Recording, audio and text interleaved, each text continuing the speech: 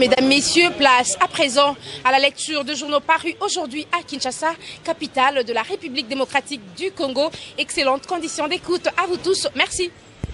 Bonsoir Mesdames, Messieurs, l'objectif ouvre cette revue de presse et s'exclame. Élection de 2016, la pré-bataille commence. La grande bataille électorale a déjà commencé entre la majorité présidentielle et l'opposition politique. Ce combat des gladiateurs s'y déroule autour de la révision constitutionnelle. La famille politique du chef de l'État a donné des signaux clairs. Elle veut passer en force en inscrivant cette matière sur l'agenda de la session parlementaire du mois de mars. Le président du Sénat, Léon Kengo-Adondo, a affirmé que la révision de la Constitution fait partie de matières importantes de cette session. Le speaker de la Chambre haute du Parlement a tout de même précisé que cette révision ne portera pas sur l'article 220, limitant le nombre de mandats du président de la République, mais éventuellement sur le mode de scrutin des députés provinciaux, sénateurs et gouverneurs. Réagissant aux propos de Kengo, la coalition politique sauvant la RDC a dénoncé ce qu'elle qualifie de coup d'État constitutionnel en préparation.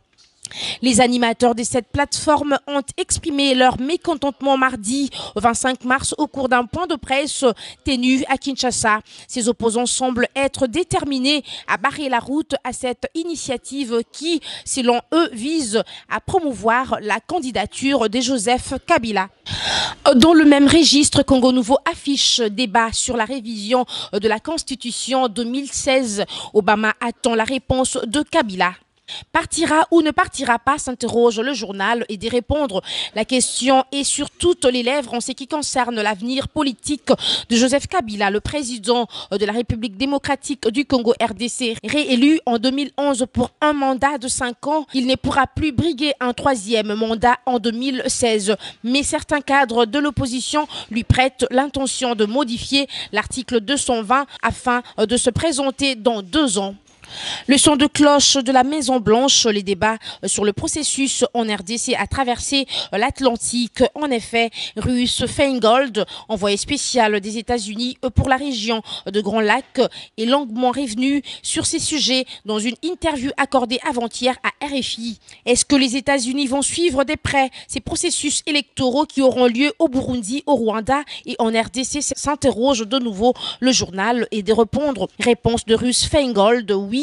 Nous allons suivre cela de très près et nous allons essayer d'être aussi cohérents que possible avec ce que nous défendons dans nos prises de position et ce pourquoi nous appellerons instamment la RDC et ses voisins à respecter leur constitution et cela inclut les dispositions sur la limitation du nombre des mandats. A dit ce dont l'Afrique avait besoin, ce n'était pas d'hommes forts, mais d'institutions fortes.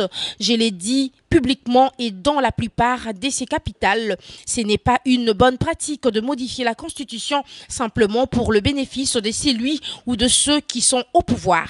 Comment réagira Barack Obama si jamais le 3 chefs d'État des pays cités si haut modifient les constitutions? S'interroge de nouveau le journal. Et de répondre, ce n'est qu'une hypothèse pour le moment. Nous verrons comment y répondre si la situation se présente. Mais je tiens à répéter ce en quoi nous croyons. C'est notre expérience et notre conseil à nos amis dans ces pays. Le respect de la Constitution est important, très important pour la population, pour qu'elle ait l'impression de pouvoir participer et choisir son président. Très important aussi pour la réputation internationale de ces pays, de prouver qu'ils peuvent avoir des transitions pacifiques.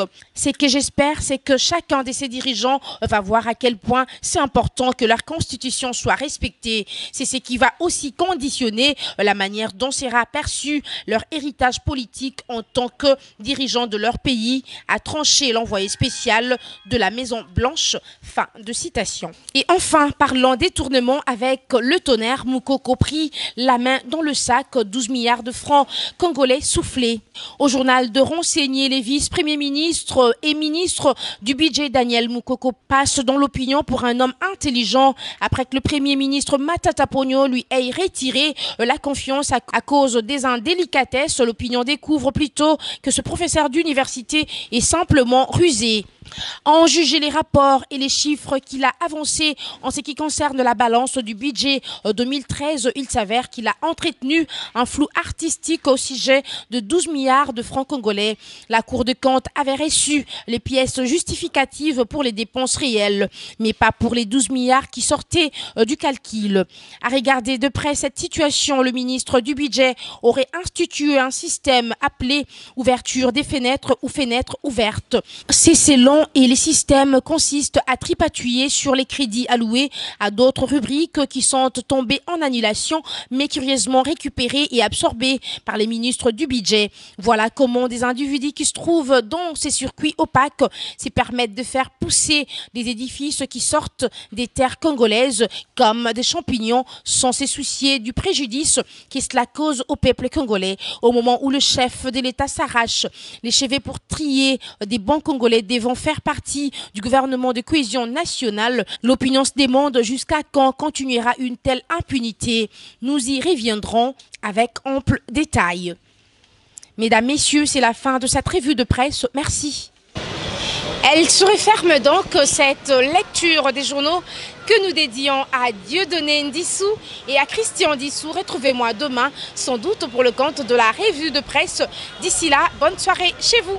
Merci.